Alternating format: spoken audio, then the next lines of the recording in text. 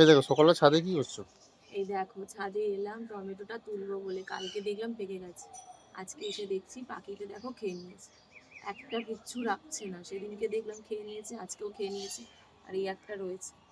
আর এখানে দেখো কটা গাজর গাছ লাগিয়েছিলাম, ভাবলাম হারভেস্ট করবো, তো আজকে তুলে নিই, চলো দেখি কি হয়েছে। ও ভগবান, এটা কি গাজর হয়েছে, কি গাজর হয়েছে গো, কি করবো বলো এই গাজরটা দিয়ে? কি করবে? খেয়ে নেবে। কি বানাবো?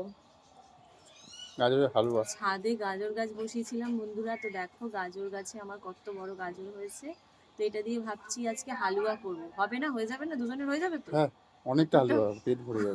কত বড় হালু আর গাজর। তো ছাদ বাগানে কে কে চাষ করেছে এরকম গাজর বলবে। আর এটা দেখো কি ঝুলছে, দুটো ডিম ডিম মতো ঝুলছে।